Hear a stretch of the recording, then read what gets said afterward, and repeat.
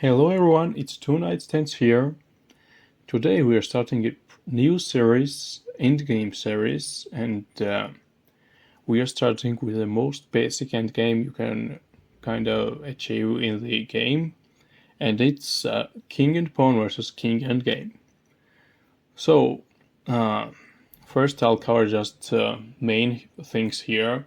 For example, the thing here would be like if your pawn is too far away from the opponent king, you will just be faster and promote. And after you promote, you are basically winning. You will promote to your queen.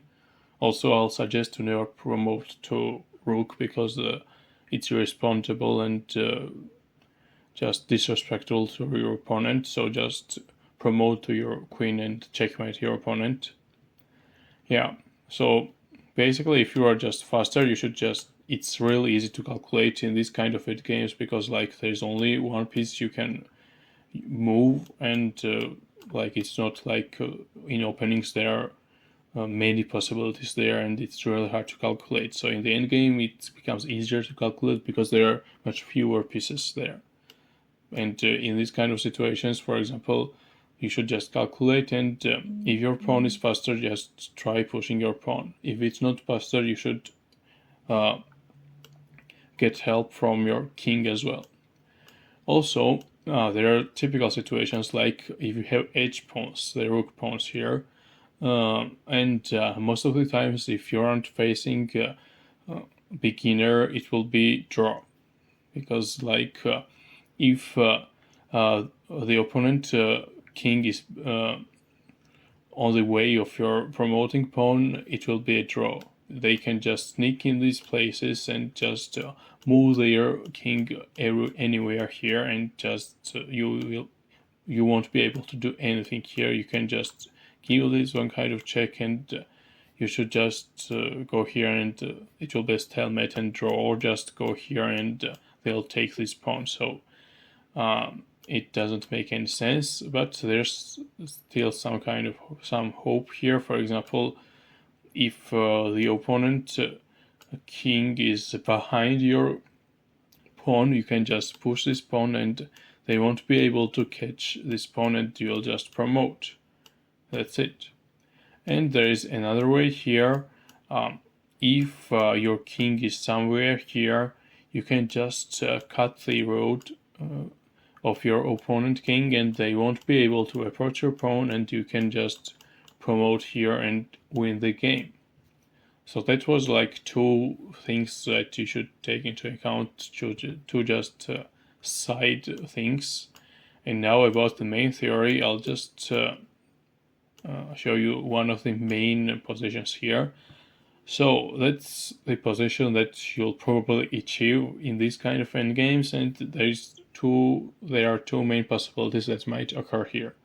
First will be to if it's white has to move, there are only like one possibility there where they can move and just protect their pawn, but that's a stalemate here.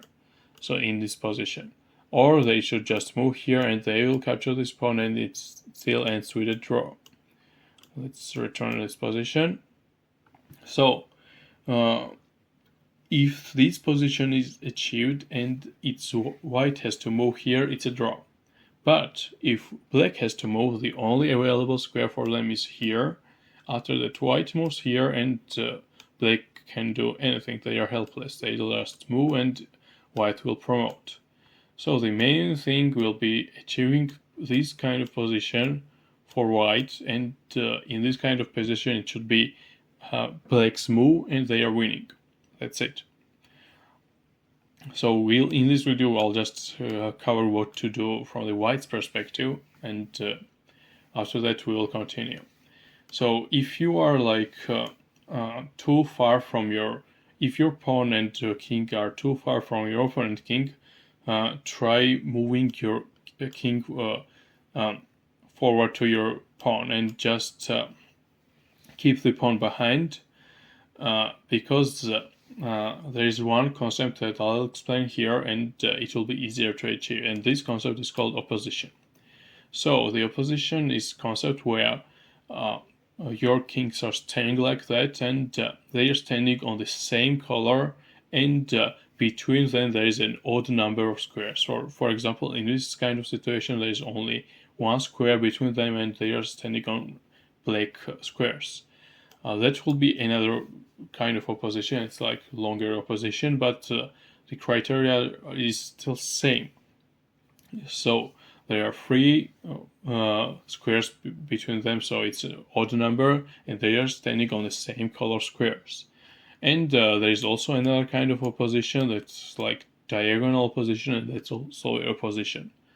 So and they are standing on the same kind of color, and there's an odd number of squares between them and between the diagonal. So what's so special about this kind of opposition here? Just leave this pawn here. It will be like better to explain because, yeah. So if it's white's move here, it's a draw, and if it's black's move here, whites are winning. So like they are in the center of the board, and so of course if they are playing perfectly.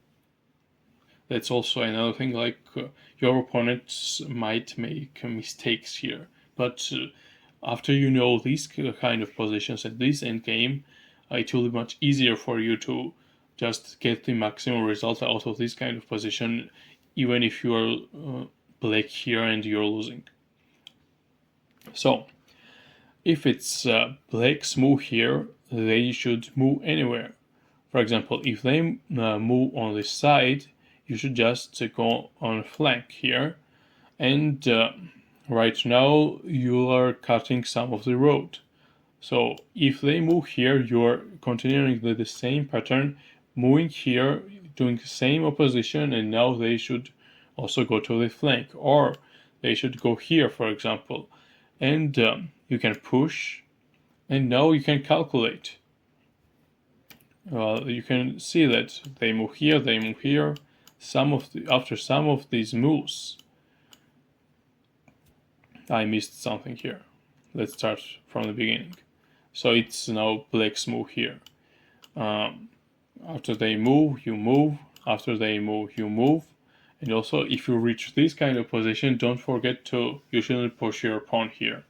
You should do this kind of opposition once more. After they move somewhere, you are now flanking them, and there's nothing they can do. They can just go here, and you are promoting your pawn, and that's it. So just remember this opposition concept here very well, and most of the times everything will be like okay here. But remember that in some of the cases, like in this case, if they move here, you shouldn't just push this pawn blindly. You should first do this opposition thing, then you're on the like 6th line here, and after they move, you're moving your king on the flank, and you're winning. That's one thing to here. Also, yeah, in this kind of situation, like if it's black's move, if it's white's move, it's a draw. And I'll explain it to the next video where I'll be covering how to defend in this kind of situation, and it's also very important. But they will be able to defend if they are close enough, or if you're behind your pawn. If the king is behind your pawn, it will be much easier for black to defend, and I'll explain it to the next video. But now I'll just explain what happens if they are too far from your king. So here, the thing is like, if you will just continue moving and come here, you can see that black has achieved opposition here. But there's a slight thing here what you can do. Now it's white's move, and if it was like usual position, it will be a draw. But they have this tempo here with their pawn. They are giving tempo, and now it's black's move, and all of a sudden they are in the opposition. They have to make a move, and as I mentioned earlier, like in these kind of positions, if black has to make a move, they are losing. So they are just going there, or they are, doesn't even matter. White might continue with their opposition and they are winning. After that, so you are just going on the flank and winning anywhere and everywhere here. So it's easier to win like that.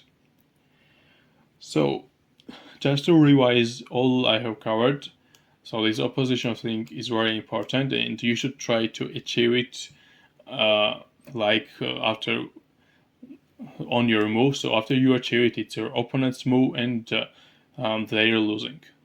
That's one of the main concepts. And also try to keep your king, keep your pawn behind your king, and it will be easier to maneuver, and it will be easier for your opponent to also make mistakes. And if you are far away, just keep in mind that you might, even if your opponent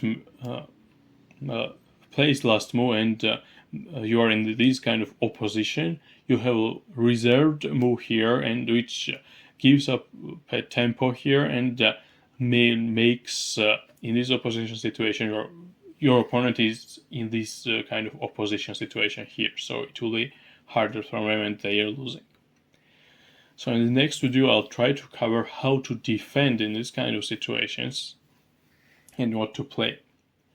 So I hope you enjoyed it, and yeah, just implement these kind of situations in your games and you'll have better results. And also you might try to when you are pawn up, just to make more exchanges and go to these kind of end games, and you will be more confident because you know what you have to play, and your opponent might not know about this. So that's it.